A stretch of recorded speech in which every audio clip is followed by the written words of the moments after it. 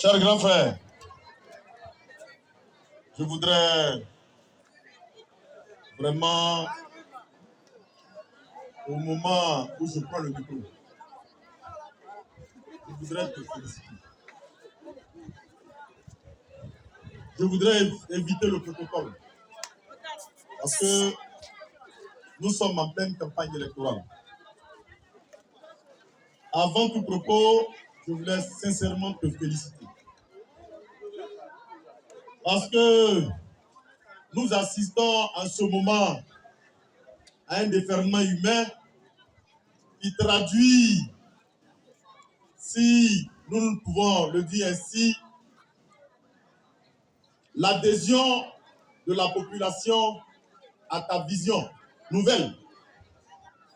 Étant entendu que tous autant que nous sommes, nous savons que toi, Frank Anderson Kwasi, tu as un passé auprès du président Laurent Gbagbo.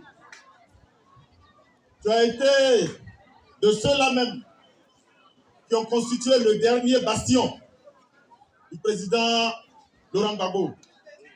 Mais après maintes réflexions, tu as donc décidé de t'engager pour le développement et le bien-être de tes parents. Aujourd'hui, si j'ai bonne mémoire, c'est la première fois que Bléa Neyada sort pour t'écouter.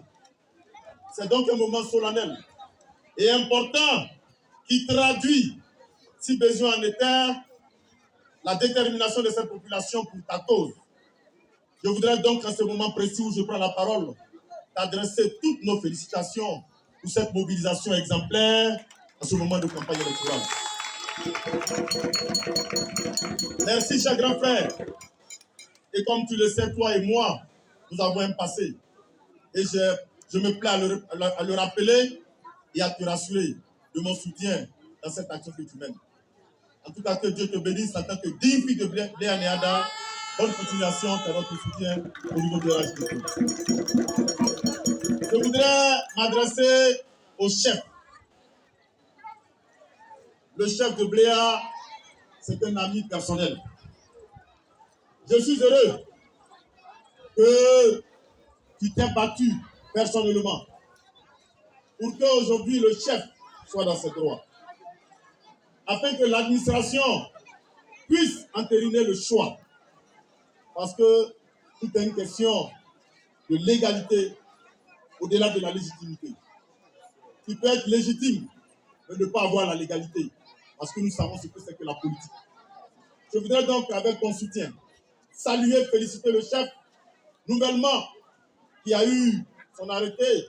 Et je sais que nous reviendrons ici à Bléa Neyada pour l'installer, le féliciter, l'encourager dans cette bonne mission. Cher père Kizé Basile, est-ce que j'ai besoin de te saluer?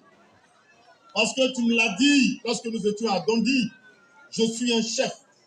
Je fais la politique du développement, mais je ne fais pas la politique politicienne. Et en réponse, tu sais ce que je t'ai dit. En tant que fils qui parlait à son père, tu peux compter sur le RHDP.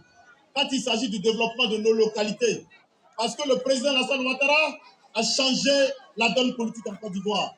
Aujourd'hui, il ne s'agit pas d'un parti politique, il ne s'agit pas d'être PDCI, il ne s'agit pas d'être PPACI, il ne s'agit pas d'être RHDP, il ne s'agit pas d'être FPI, mais il s'agit de faire la politique du développement, donc la politique du bien-être de nos parents. Je voudrais donc te féliciter et t'encourager, te dire merci pour cette vision que nous soutenons. Merci, chef, même si tu ne fais pas la politique, mais tu fais la politique de développement. Et c'est cette politique que le président Alassane Ouattara nous enseigne maintenant à la Côte d'Ivoire. On ne mange pas goudron, on ne boit pas goudron, mais on vit du goudron, on marche sur le goudron, on demande le goudron. Merci beaucoup. Chaque parent, Ndenoupe, Aya.